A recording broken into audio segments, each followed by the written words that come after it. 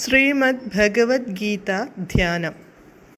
നാരായണം നമസ്കൃത്യ നരം ചൈവ നരോത്തമം ദേവീം സരസ്വതീം വ്യാസം തതോ ജയമുദീരയേത്. നഷ്ടപ്രായേഷു ഭദ്രേഷു നിത്യം ഭാഗവത സേവയാ ഭഗവതേ ഉത്തമശ്ലോകേ ഭക്തിർഭവതി നൈഷ്ടകീ. മൂകം കരോതി വാചാലം പങ്കും ലംഘയതേ ഗിരിം യത്കൃപാതമഹം വന്ദേ പരമാനന്ദമാധവം. ശ്രീഗുരും ദീനതാരിണം ശ്രീചൈതന്യമീശ്വരം. ഓം അജ്ഞാനതിമിരാന്ധസ്യ ജ്ഞാനാഞ്ജനശലാകയാ ചക്ഷുരുന്മീലിതം യേന തസ്മൈ ശ്രീഗുരവേ നമഃ. നമഃ ഓം വിഷ്ണുപാദായ കൃഷ്ണപ്രേഷ്ഠായ ഭൂതലേ ശ്രീമദേ ഭക്തിവേദാന്ത സ്വാമിന്നിധി നാമിനേ. നമസ്തേ സാരസ്വതേ ദേവേ ഗൗരവാണി പ്രചാരിണേ നിർവിശേഷ ശൂന്യവാദി പാശ്ചാത്യദേശതാരിണേ. ജയ ശ്രീകൃഷ്ണ ചൈതന്യ പ്രഭു നിത്യാനന്ദ ശ്രീ അദ്വൈത ഗദാധര ശ്രീവാസാദി ഗൗരഭക്തവൃന്ദ. ഹരേ കൃഷ്ണ കൃഷ്ണ കൃഷ്ണ ഹരേ ഹരേ, ഹരേ രാമ രാമ രാമ ഹരേ ഹരേ. ഹരേ കൃഷ്ണ കൃഷ്ണ കൃഷ്ണ ഹരേ ഹരേ, ഹരേ രാമ രാമ രാമ ഹരേ ഹരേ.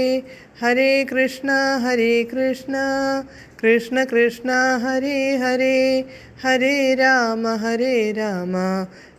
രാമ ഹരേ ഹരേ.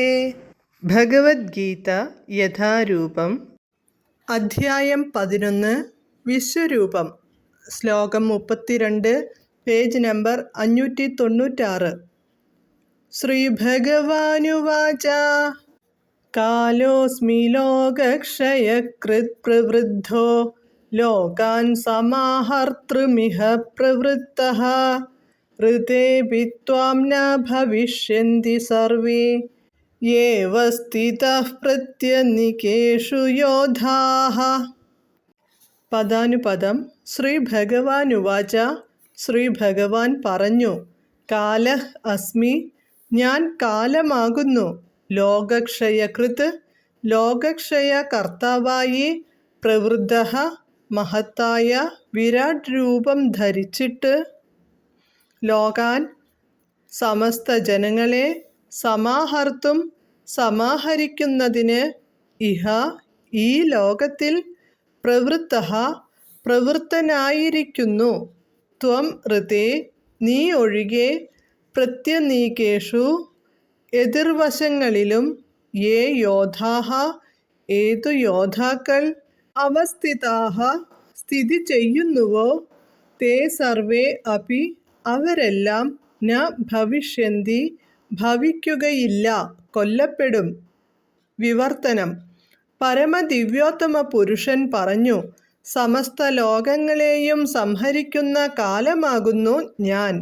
ഈ കാണുന്ന ജനങ്ങളെയെല്ലാം നശിപ്പിക്കുവാനാണ് ഞാൻ ഇവിടെ സന്നിഹിതനായിരിക്കുന്നത്.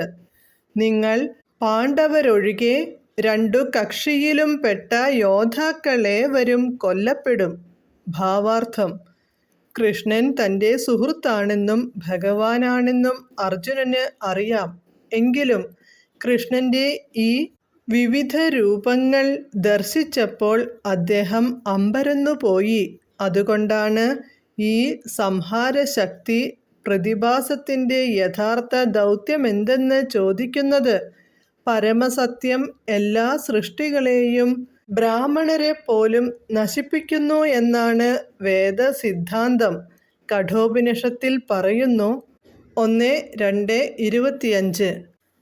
യസ്യ ബ്രഹ്മ ച ക്ഷത്രം ച ഉഭേ ഭവത ഓദനഃ മൃത്യുര്യസ്യോപസേചനം ക ഇഥാ വേദ യത്ര സഹ.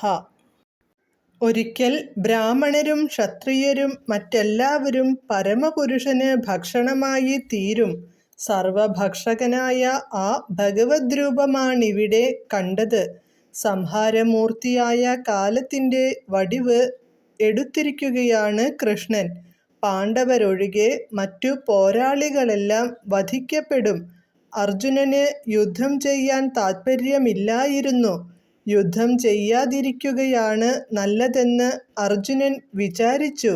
അസ്വസ്ഥതകൾ ഉണ്ടാവില്ലല്ലോ. എന്നാൽ അദ്ദേഹം പൊരുതിയെങ്കിലും ശരി, അവരെല്ലാം മരിക്കുക തന്നെ ചെയ്യും എന്നാണ് കൃഷ്ണൻ പറയുന്നത്. അതാണ് ഭഗവാന്റെ നിശ്ചയം. അർജുനൻ യുദ്ധം ചെയ്തില്ലെങ്കിൽ മറ്റൊരു വിധത്തിലാവും ആ മരണം എന്നേയുള്ളൂ. മരണത്തെ തടയാൻ ആർക്കും ആവതില്ല. വാസ്തവത്തിൽ അവരിപ്പോഴേ മരിച്ചു കഴിഞ്ഞു. സംഹാരപരമാണ് കാലം. സകല പ്രതിഭാസങ്ങളും ഭഗവാന്റെ ഹിതമനുസരിച്ച് മറഞ്ഞു പോകണമെന്നത്രേ പ്രകൃതി നിയമം. ഹരേ കൃഷ്ണ.